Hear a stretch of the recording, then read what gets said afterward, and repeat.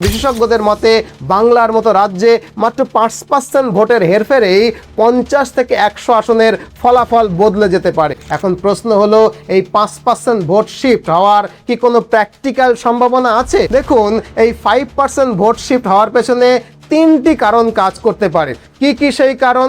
প্রথম কারণ হিসেবে অনেকেই বলছেন এসআইআর এর সময় বিপুল সংখ্যক ভোটার তালিকা থেকে বাদ পড়েছে বা স্থানান্তরিত হয়েছে। এরা কাদের ভোটার? এটা বুঝতে হলে বুঝতে হবে যে ভোটার লিস্টে যে বিপুল সংখ্যক মৃত ভোটারদের নাম ছিল, সেই মৃত ভোটারগুলোর ভোট কোন দলে পড়তো একটু আন্দাজ করলেই বুঝতে পারবেন। আবার যেটা শিফটেড বা রিপিটেড ভোটার, সেই ভোটারগুলো কোন দলে ভোট দিত এটাও আন্দাজ করুন। তবে এখানে একটা কথা বলতে হবে যে এসআইআর এর একটা বড় অংশ কিন্তু মতুয়া ভোটও কিন্তু বাদ গেছে, যাদের মধ্যে কিছু টিএমসি ভোটার এবং অবশ্যই বিজেপি ভোটারও রয়েছে। তবে এসআইআর এ যে বড় অংশের মুসলিম ভোটার বাদ গেছে, সেটা মূলত টিএমসির ভোট ব্যাংক। এবার সব মিলিয়ে আপনাদেরকে একটু ভাবতে হবে যে আসলে কার ক্ষতি হলো আর কার লাভ হলো।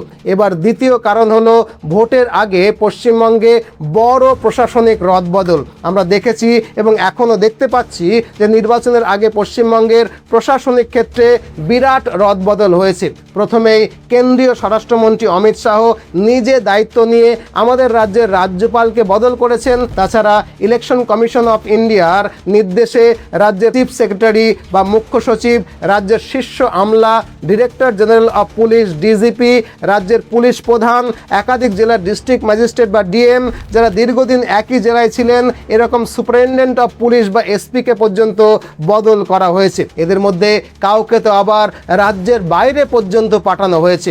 এবার তৃতীয় কারণ হলো, পশ্চিমবঙ্গে নবগঠিত তৃতীয় একটা মুসলিম ফ্রন্ট এসআইআর এ মুসলিম ভোট বাদ গেছে, ফলে টিএমসির ভোট ব্যাংকে কিছুটা হলেও ধাক্কা লেগেছে। এরপর যদি হুমায়ুন কবির, নওশাদ সিদ্দিকীরা কিছুটা হলেও মুসলিম ভোট পায়, তাহলে সেটাও টিএমসির ভোট ব্যাংক থেকেই কাটা যাবে। এই কারণেই বিশেষজ্ঞরা বলছেন 5% ভোট স্থানান্তরিত হওয়াটা এমন কিছু ইম্পসিবল ব্যাপার নয়।